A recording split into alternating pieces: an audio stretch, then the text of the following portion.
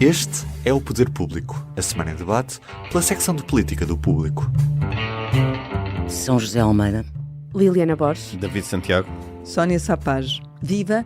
Estamos de volta para mais um episódio do nosso Poder Público e estamos a gravá-lo à sexta-feira, que é um dia depois do habitual, porque tivemos um feriado de Santo António pelo meio. Embora já tenham passado 5 dias desde as eleições europeias, é um dos temas que nós não queremos nem podemos deixar de abordar hoje e se calhar já com uma visão mais distanciada, justamente porque passaram alguns dias. São José, pergunto-te a ti, começo por ti, pergunto-te se também és da opinião que com uma proximidade tão grande entre os dois maiores partidos, no caso um deles é uma coligação, se achas que ninguém vai querer antecipar as eleições e o governo pode afinal ter uma vida um pouco mais longa do que se previa inicialmente? eu acho que sim, aliás escrevi isso de segunda para terça-feira. Eu penso que o resultado destas eleições arrefeceu um pouco o clima político. Repetir eleições neste momento, pelo que se percebe, só iria prejudicar o PS. O PS precisa de tempo para se refazer. Aliás, o próprio Pedro Nuno Santos, na noite eleitoral, disse isso, que precisava de tempo, e diz que ia convocar uns Estados Gerais, à semelhança do que fez Guterres. Não é líquido que beneficiasse também a AD. A AD não conseguiu ganhar, apesar de ter tido eleições menos de 3 meses depois de ganhar umas eleições. E no momento de estado de graça, com o anúncio de muitas medidas, agora já há sondagens posteriores que dizem que o governo até é considerado melhor que o do António Costa. Esta semana já houve, já depois das eleições, não é? Que terá sido feita antes. Não, mas atenção, é isso que eu ia dizer. O trabalho de campo desta que foi realizado pela Intercampos foi feito entre a primeira e a segunda semana de campanha. Pronto, então portanto, apanha parcialmente medidas, apanha algumas, não apanha resultados. Mas de facto o Montenegro não descolou, mas também como o PS também não descolou, houve uma inversão de posições, uma diferença de um ponto. Portanto, isto dá alguma segurança ao Luís Montenegro. Agora, eu acho que há aqui, e acho que se percebe nele essa segurança. Eu penso que há aqui um fator, pronto, que é o imprevisível, que é o Chega. Aparentemente, o Chega teve um mau resultado para as expectativas que eles tinham, não é? Ventura chegou a falar em que iria eleger 9 deputados. Quem ganhar? Que o PS tinha antes, não é? Mas eleger 9, não é? 9 era ganhar, no fundo. Mas eu não acho que isto seja transponível para legislativas. Não sei o que é que... Eu concordo contigo, São José, porque acho que teve muito a ver com o candidato e isto só mostra que de facto o Chega é o partido daquele homem. Quando aquele homem falha... Sim, eu acho que é mais do que isso. Já agora, se me permitem, porque eu ainda disse isso na noite eleitoral, é que é assim... há esse aspecto, mas também há o aspecto de serem europeias, Exatamente. que são marcadas por abstenção e onde o Chega vai buscar votos é a abstenção. Eu posso nas então legislativas foi isso que fez. dizer o que ia dizer sobre o Chega. O Chega em eleições legislativas terá sempre mais do que em europeias, ele já explicou. E há outra razão também. O Chega não é um epifenómeno que esteja para desaparecer. Se nós olharmos para o Parlamento Europeu que foi eleito, o crescimento da extrema-direita no Parlamento é imenso. E vai continuar. Eu penso que não é por razões de vaidade que Meloni quis ser candidata. Ela quis ser candidata para arrancar um bom resultado. Ela vai estar sentada no Conselho Europeu com um grupo parlamentar de 180 e tal deputados dos dois grupos conservadores, dos dois grupos, os conservadores e a identidade, os grupos de extrema-direita. E eu penso que nas próximas europeias, um movimento de extrema-direita que já domina a França, domina a Itália, domina a Áustria, está em crescente na Alemanha, vai subir. O Chega em Portugal vai beneficiar desse movimento de crescendo, deste novo ciclo político que estamos já a viver, em que o peso da extrema-direita é muito grande na União Europeia. Pronto. E que será até impulsionado com a ajuda da vitória do Trump, não é? Portanto, Eu penso que o Chega... Tanta má notícia junta que tu debitaste. Pronto, não no houve, último mas, minuto. mas é como eu vejo a coisa. É como eu vejo o que se passou nestas eleições europeias e penso que o Chega vai beneficiar disso. Ele está metido nessa internacional, faz parte, e portanto não é um epifenómeno. E quando chegar a umas próximas legislativas, continuará a estar muito presente no Parlamento. Admito que Ventura tenha algum bom senso de não querer deitar para já este governo abaixo, para refazer um pouco a sua imagem de que terá tido uma grande derrota nas europeias. É outro que precisa de tempo. De algum tempo, sim. David, e que efeito é que podem ter esses resultados, os de domingo, no curto, médio prazo da política nacional e da governação? Vou pegar pelo Chega para dar aqui alguma continuidade. Eu acho que eu não estou a ver o Chega, ou seja, ser determinante para a governação na medida em que da parte da AD há aqui uma preferência clara e está a priorizar o diálogo com o PS. Sim, o diálogo, independentemente de acontecer ou não. Não é determinante para a governação, pode ser determinante para a queda da governação. Pode, sim, mas eu estou a dizer a mesma, nesse sentido, eu acho que dependerá muito do PS a governação. E os sinais, eu depois já lá vou, mas os sinais que estão a surgir é de que terá mesmo que haver algum diálogo entre a AD e o PS. Em relação ao Chega, o que eu acho é que, obviamente, Ventura poderá ter cometido o erro de não fazer o mesmo que fez Meloni, porque o partido de Meloni é um pouco à imagem do partido de Ventura, são partidos de uma pessoa só, muito centralizados no próprio líder. Estes são assim, o de Marine Le Pen também é, não é? Não, certo, não, mas há partidos historicamente com outra história até, mesmo o partido da Le Pen, que entretanto tem um novo nome, mas já era um partido com algum lastro histórico. Mas até familiar. Não, mas o partido da Meloni nasce de uma cisão face ao partido de Berlusconi quando ela ficou descontente com algumas escolhas e é um bocado parecido ao que Ventura fez em relação ao PSD. Embora ela, ao contrário de Ventura, Meloni tinha muito mais peso no partido de Berlusconi, na altura o Força Itália, do que tinha Ventura, que era praticamente insignificante no PSD. Mas ainda assim são sempre partidos muito centralizados, sobretudo estes que nascem assim de forma muito, muito rápida e à volta de uma única figura. E Meloni é de facto a grande figura, é um bocado como Ventura aqui. Ele poderá ter cometido esse erro. Mas o que eu acho é que depois deste resultado eu acho que Ventura poderá ter a tentação de radicalizar um pouco mais o discurso, porque é essa a gênese do partido e é aí que o partido vai buscar eleitorado, essa radicalização do discurso antissistema. E portanto, eu acho que é possível que no âmbito da reflexão interna que o Chega fará, eu acho que poderá haver aqui esse risco, digamos assim, de o Chega voltar não é que tenha saído, mas recuperar um pouco mais essa gênese de partido antissistema e de protesto também, digamos assim, contra o regime, até porque o candidato Tanger Correia não tinha esse perfil. Ensaiou isso talvez no discurso de final de campanha, mas pronto, isso é um ponto em que há quem diga, um programa humorístico falava ali que ele estaria alcoolizado, mas nesse discurso, mas claramente foi uma tentativa de se aproximar de Ventura, mas já muito no fim. Bom, em relação à governação propriamente dita, eu acho que no curto e médio prazo há aqui um refriar das tentações na AD quanto a provocar uma crise. Por outro lado, da parte do Pedro Nuno Santos e do PS, acho que também é um resultado que aqui pode acalmar alguma tensão interna que haveria em relação ao discurso de Pedro Nuno Santos, nomeadamente no que diz respeito ao orçamento. E, portanto, esta vitória eu acho que garante até maior margem ao próprio Pedro Nuno Santos para vir a viabilizar um orçamento no sentido em que ele com esta vitória acalma de alguma forma, por um lado, alguns críticos que queriam que ele viabilizasse o orçamento, mas por outro lado também lhe dá força para da ala, que até é mais a sua ala, que é contra essa viabilização, dele próprio dizer, não, mas ganhámos, mas vejam como precisamos continuar este caminho porque é uma vitória ainda muito curta, No fundo, inverteram-se os papéis, é uma vitória equivalente à vitória da AD nas legislativas, ou seja, é praticamente um empate técnico.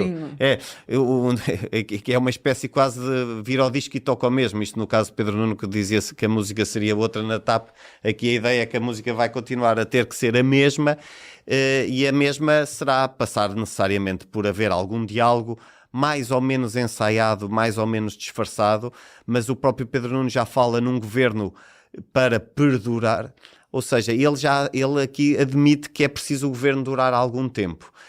E para o governo durar algum tempo tem que haver, à partida, orçamento. Não é obrigatório, mas faz sentido que haja. Até porque não faz sentido Montenegro governar em 2025 em duodécimos com o orçamento da maioria absoluta de António Costa. Portanto, eu acho que haverá aqui essa preocupação de assegurar a governação, e eu acho que este resultado, por um lado, ajuda as duas partes, tanto a AD a dizer, ok, não vamos focar eleições porque podemos perder, e o PS a dizer, não chega para ganharmos, para termos condições de vitória, até porque não há maioria de esquerda no Parlamento, e parece cada vez mais distante essa maioria de esquerda, porque a esquerda parece ter estancado. E, portanto, nesse sentido, eu acho que haverá aqui uma maior força para a viabilização do orçamento. Liliana, eu vou pegar nesta parte do orçamento justamente porque o PS, inclusive nós já escrevemos sobre isso, tem-se mostrado cada vez mais dividido sobre o que fazer.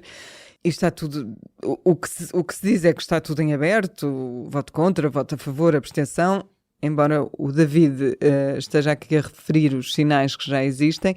O que eu te perguntava era, na linha do que o David dizia, é se este vai ter de ser um orçamento especialmente negociado com todos ou com alguns? Eu espero que o especialmente negociado seja um bocadinho diferente daquelas que foram as negociações para o programa de governo, que eu recordo que foram anunciadas unilateralmente pelo governo, incluindo aquelas 100 e tal, 60 medidas dos programas eleitorais dos restantes partidos da oposição, mas isso foi uma forma de atrelar, digamos assim, os partidos ao programa de governo, sem numa negociação. Não me parece que isso possa acontecer agora no Orçamento do Estado. Vai ter sim de existir uma negociação bastante séria. Acho que o Governo irá insistir naquela que tem sido a sua estratégia de negociar com todos e não escolher um parceiro preferencial, no caso, o que faria sentido aqui é o PS. Porém, ao negociar com todos, aquilo que vemos é que acaba por não se comprometer a sério com ninguém. Exatamente. Mas o Montenegro já sinalizou o PS como parceiro preferencial, ok? Portanto, já é esse caminho. Pois, é um passo à frente em relação àquilo que tem sido... Esse é o discurso que vai ser mais vezes dito, mas quando mais pressionado, o Luís Montenegro assume que o parceiro preferencial é o PS e não o Chega, obviamente. Sim, e eu aqui concordo contigo, porque acho que, de facto, o resultado das eleições eleitorais, o tal poucochinho, o PS ganha, mas não é uma margem nada significativa, e, aliás, recordo que esta quinta-feira Eduardo Cabrita, um ex-ministro socialista, dizia ao público...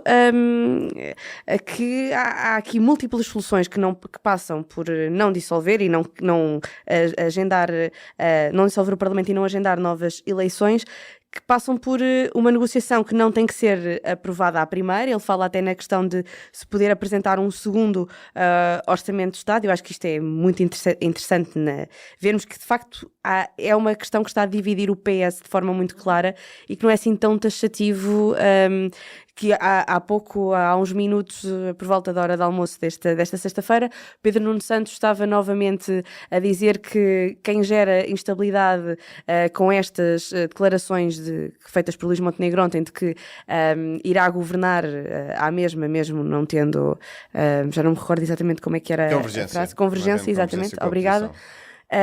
Mas estes ataques todos que nós vamos ver até setembro, outubro, parecem-me não ter assim uma...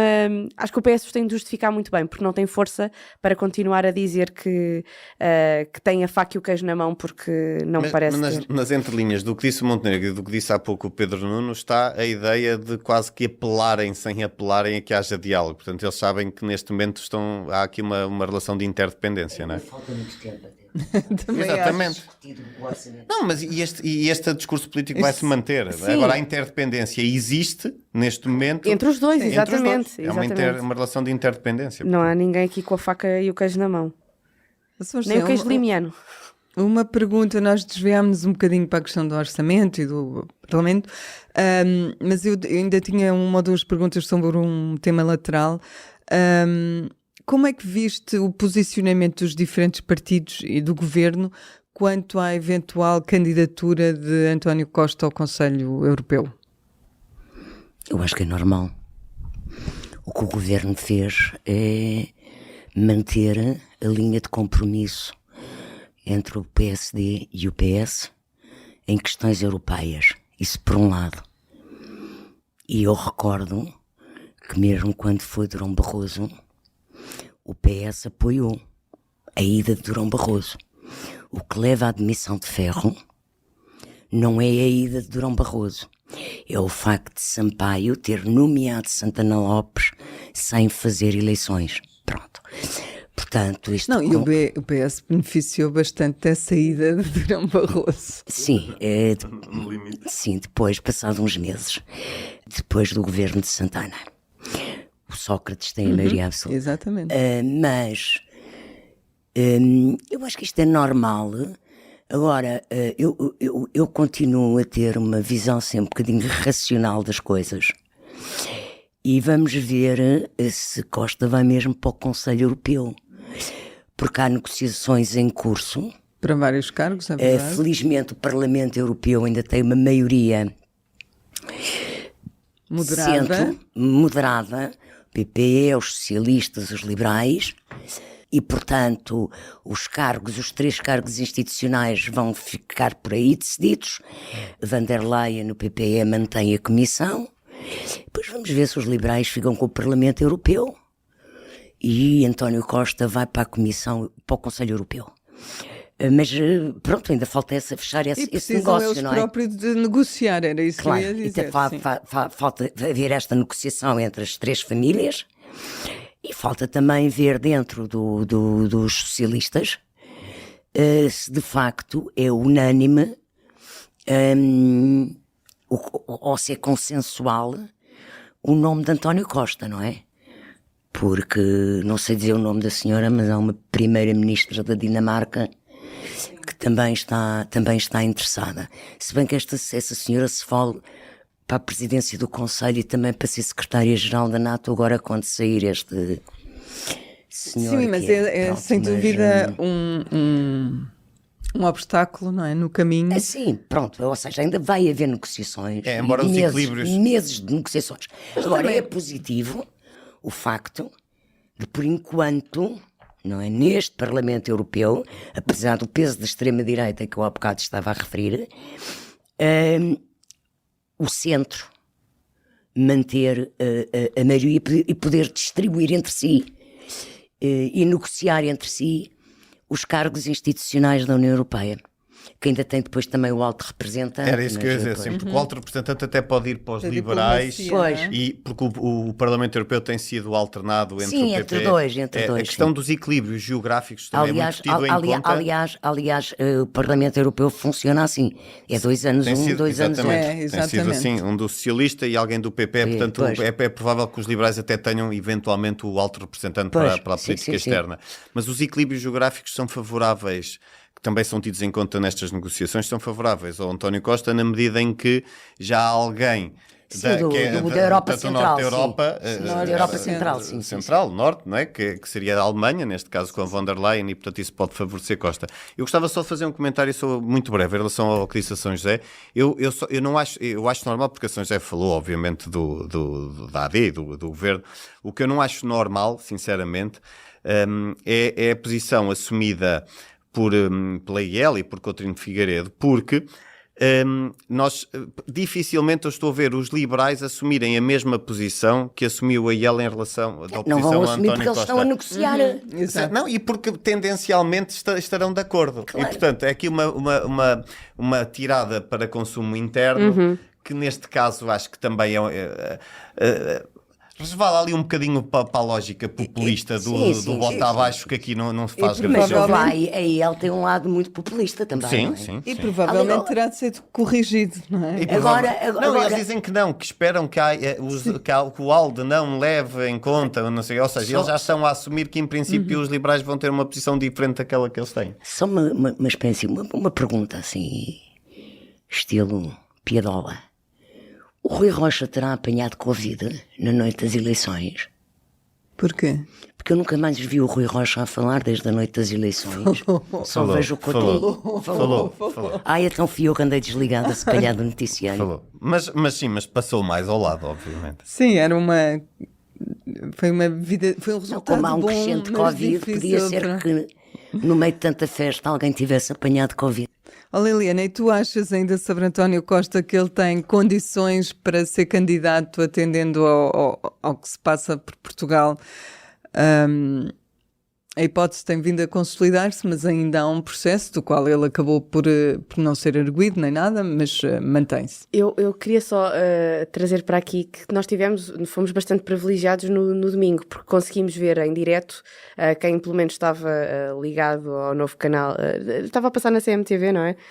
Sim, eu vi. Onde António Costa se estava a estrear como comentador político depois de ter deixado o cargo de primeiro-ministro e vimos a reação em direto de António Costa à declaração de apoio feita por Luís Montenegro no momento em que assume a derrota da Aliança Democrática. Eu acho que isso foi bastante interessante e engraçado de se ver. Foi um privilégio para nós percebermos Aliás, aquela foi uma dinâmica. forma muito inteligente, Luís Montenegro, afogar mediaticamente a vitória do PS e Mas ele criar fez- um facto político Ele em fez torno porque de houve si. uma pergunta, não foi uma Está bem, decisão minha dele. querida, foi como uma pergunta, mas ele Certo. fez porque quis fazer. Sim, Pronto. mas pronto, não foi ele que começou por falar disso. De resto, que ele recua com aquela que tinha sido a primeira posição do cabeça de lista da AD e, entretanto, eleito eurodeputado Sebastião Bugalho. Primeiro fala no princípio da reciprocidade, depois, durante a campanha, recua-se e depois acaba por assumir a derrota, justamente Sim, mas a posição do governo sempre foi de apoio, pelo que disse o apoio. Rangel, era que não Não, iriam e é a obstar posição- nada. É a posição tradicional do PSD. E já deste governo. Só não se percebe O é porque é Bugalho que não é durante a governante. campanha. Exato, só porque não se percebe é porque é que durante a campanha isso mudou, mas pronto. Tu não tinhas a configuração do Parlamento Europeu e, portanto, só depois das eleições e de se perceber que grupos é que ganhavam o quê, Sim, e mas se havia ou não condições para Costa ser comissário, a ser presidente do Conselho, só nessas circunstâncias é que se ele E podia assumir mesmo o apoio dos eurodeputados do PSD, que estão na delegação do PPE, está dependente dos socialistas dizerem claramente que Que apoiam apoiam, a sim, von der Portanto, já Leyen. tivemos um socialista, não é? Scholz já veio a posicionar esse apoio, Sim. a assumir esse apoio a António Costa. Imagino que do lado de Macron também não existam grandes reservas, embora agora a posição dele seja um bocadinho diferente, porque já convocou também eleições Sim, mas o Macron está nos antecipadas. liberais. Mas pronto, está bem. Tá bem. Mas pronto, tens aí mais um Não é apoio. socialista, sim. Tens mais um apoio que mostra que eu acho que sim, de facto, para responder à tua pergunta, Sónia, que ele está posicionado para ser um ótimo candidato, e eu recordo que esse debate começa já na segunda-feira, vai existir um jantar entre os líderes da União Europeia, que vai incluir, obviamente, Luís Montenegro, para debater o próximo ciclo institucional e perceber que nomes é que estão em cima da mesa. Com a questão da investigação se ter revelado não se ter concretizado em nenhuma acusação, naturalmente, como já antecipávamos há alguns meses para António Costa, acho que deixam de existir aqui obstáculos, pelo menos a nível da justiça. Ainda não ouvimos falar abertamente sobre isso, creio que o irá fazer nas próximas semanas, até porque agora tem um espaço de comentário político e imagino que seja também confrontado com essas questões, mas deixa de existir aqui barreiras, não é? Recordo que ele no seu espaço de comentário também disse que era natural que os socialistas... Exato, que houvesse um recebessem socialista no Conselho. Aliás, ele diz isso antes, Exatamente. de Luís Antes, Montenegro verdade. falar. diz isso durante a tarde. Finalmente, David, e a propósito de uma mudança de estratégia política do governo, que para tentar evitar mudanças substanciais nas suas propostas legislativas passou a pedir autorização ao Parlamento para legislar, Vou formular a pergunta exatamente como Luís Montenegro a formulou ontem. Achas mesmo que os portugueses querem saber se o governo está a usar uma autorização legislativa ou uma proposta de lei para legislar? Eu acho que a larga maioria dos portugueses não quer saber disso para rigorosamente nada. Nem quer saber se as medidas são propostas pelo PSD, se são propostas pelo PS. O que lhes interessa é o que é que acontece no final do mês e se há mais dinheiro ou não na carteira. E, portanto, mas isso não é de agora, faz parte. Genericamente, as pessoas, pelo menos as pessoas menos politizadas, que é a larga maioria da população, não se interessam por esses pormenores, digamos assim, de lana caprina, que tem o seu significado político, obviamente, mas que não dizem nada ao dia-a-dia das pessoas.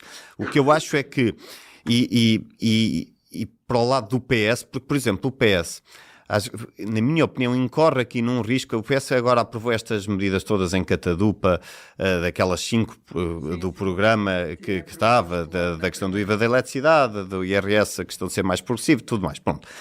O PS corre um risco, que é de ver essas medidas, digamos assim, diluídas no âmbito da governação da AD, e as pessoas interiorizam que foi a AD, porque as pessoas não andam o governo é que governa, e portanto as pessoas não têm, o português médio não tem, nem faz esse acompanhamento da política para depois dar o crédito a quem o merece, digamos assim, e portanto haveria aqui, na minha opinião, até um risco do PS, se não estancasse, que eu acho que aparentemente estancou essa lógica, esse afã com que estava de aprovar esse tipo de medidas, mais que são medidas, há quem chame eleitoralistas, mas que são, na minha opinião, são sobretudo medidas que tendencialmente colhem junto da população, porque são favoráveis à generalidade das famílias, e nesse sentido, como a das escutas, por exemplo, é uma medida que colhe muito bem junto da população, em particular do interior.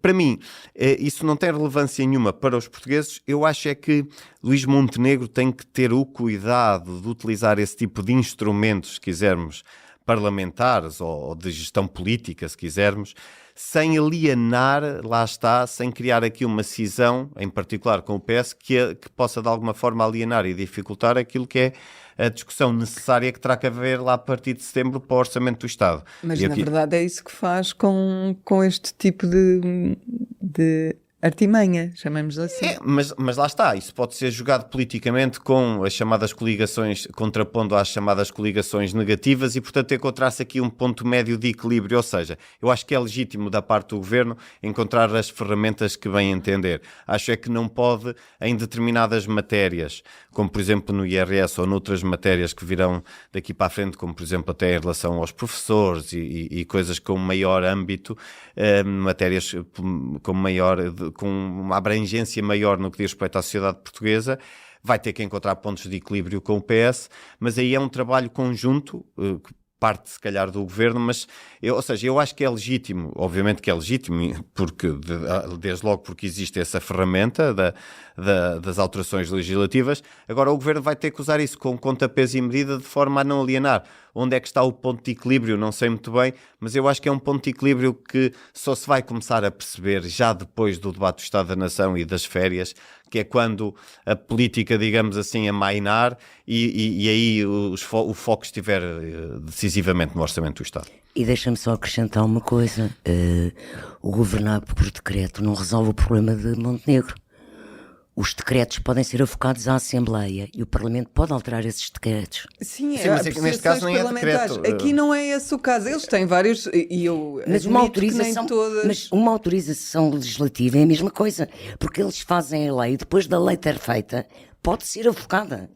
Sim, e nem todas as leis caberão dentro desse subterfúgio, creio eu. Não sei se pode ser usado para tudo. As que são, neste caso, utiliza a autorização legislativa para as que são de reserva do Parlamento, digamos assim, com matérias fiscais, para poder legislar, exatamente. Mas eu acho que depois também há essa possibilidade mas o que a São José está a dizer, parece-me a mim, vai ao encontro do que eu estou a dizer, que no fundo vão ter que encontrar, eu sei, estava só a completar a razão, a completar a razão, porque Montenegro vai ter que negociar com o PS, ponto final, vai parágrafo. ter que haver esse ponto de equilíbrio, é isso. É a beleza da democracia. É a democracia a funcionar, não é? Como diz Marcelo Rebelo de Sousa. Chegamos ao momento que guardamos sempre para o fim, que é o público e notório. O que é que tens para mim hoje, São José? Eu quero trazer aqui assim o debate parlamentar sobre o 25 de novembro, em que Francisco Assis, na sua despedida da Assembleia para ir para o Parlamento Europeu, fez uma brilhante intervenção política, brilhante mesmo e corajosa. E pronto, eu vou desenvolver isto, até vou escrever sobre isto. Não é tanto o Assis, referi que ele fez uma intervenção brilhante, sim, e importante, mas um facto que aconteceu quando Assis escalou. O PS levanta-se, a primeira fila da bancada fica sentada a bater palmas. Na primeira fila estava secretário-geral Pedro Nuno Santos, líder parlamentar Alexandre Leitão, vice-presidentes do grupo parlamentar Marina Gonçalves e Pedro Delgado Alves. Imediatamente Hugo Soares levanta-se e bate palmas de pé. E portanto eu fiquei muito triste, achei lamentável. Ficam com o queijo preto. Achei lamentável, até porque depois o Hugo Soares depois aproveitou para fazer uma interpelação e elogiar muito o Assis e lembrar que ele teve contra a geringonça e pronto. Mas o que é facto é que parecia que Pedro Nuno Santos não se identifica com a história do PS e com a importância e o papel que o Dr. Mário Soares e o PS tiveram no verão quente e a criar condições políticas em Portugal e sociais para que um grupo de militares chamado o Grupo dos Nove avançasse contra o Pacto MFA-Partidos, contra a linha dominante no governo em Portugal e pudesse acontecer o 25 de novembro. E a democracia fosse recentrada no que é a democracia demoliberal, no que é uma sociedade organizada no modelo social europeu. Pronto, é isto, era lembrar isto. Pronto, é lamentável, de facto. O meu público e notório é sobre a viagem de Marcelo Rebelo de Sousa e Luís Montenegro à Suíça, na celebração do Dia de Portugal, 10 de junho, para assinalar a diferença das imagens que ficam desta viagem versus aquela que foi a primeira viagem de António Costa e Marcelo Rebelo de Sousa, também na celebração deste dia, em França, exatamente, precisamente em 2016, que deu aquela imagem, não sei se recordam, de ambos debaixo do chapéu trazido por Daniel António Rocha, Costa. tanto quanto sei. Exatamente, do chapéu da fidelidade, também ela própria uma marca que a palavra acaba por ser simbólica, e as imagens que ficam desta viagem de Luís Montenegro e Marcelo Rebelo de Sousa são mais distantes, mais frias, mais silenciosas, e acho que é uma boa analogia do tipo de diferença de relação que temos agora entre São Bento e Belém comparativamente à relação passada. É caso para questionar se a primeira foi fabricada e bem fabricada pelos intervenientes e se desta vez deixaram isso ao acaso, ou se foi um acaso feliz de facto de França, porque correu mesmo muito bem desse ponto de vista. David. Vou ser pouco original no sentido em que trago também Marcelo Rebelo de Sousa, mas isto a propósito do 10 de junho e do discurso feito, e até porque na semana passada eu disse aqui também dificilmente passaríamos ao lado desse discurso, porque antecipava um discurso ainda assim mais político do que foi. Foi um discurso um bocado em linha com aquilo que já foram outros discursos do 10 de junho de Marcelo, mas também muito em linha até com o que eram discursos de alguma forma de Cavaco Silva, muito de exaltação nacional e com pouco conteúdo político. Eu destacaria duas partes do discurso, uma delas sobre a imigração, em que Marcelo tentou ter um discurso mais inclusivo no que diz respeito à imigração, e o que deixou no ar aqui, até porque houve aqui também aquela questão do pacote da imigração, das migrações do governo, e claramente já se percebeu que Marcelo não está completamente alinhado, nós já escrevemos sobre isso, e portanto eu acho que ele quis marcar novamente posição em relação ao assunto, foi talvez esse aspecto político, mas aquilo que eu queria relevar aqui é o facto de ter sido escolhido Pedrógão, a zona de Pedrógão, e neste caso Pedrógão em particular, para a celebração efetivamente do dia 10 de junho, e num discurso em que se olhava muito para a coesão territorial e para a necessidade de haver maior coesão. Nós sabemos que Marcelo Rebelo de Sousa foi patrocinador do movimento pelo interior, que era numa lógica muito, não só de descentralização, mas também de desconcentração em relação aos poderes de Lisboa.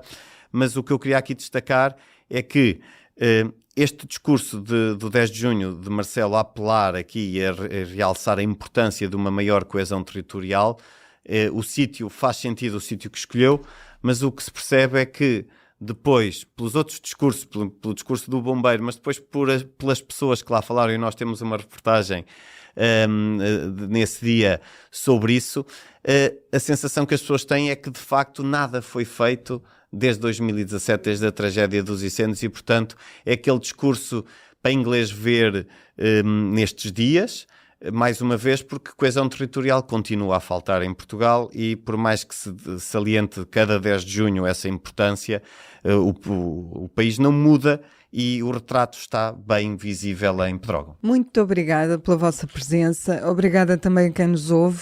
Voltamos para a semana. Obrigada, Até para a semana. O público fica no ouvido.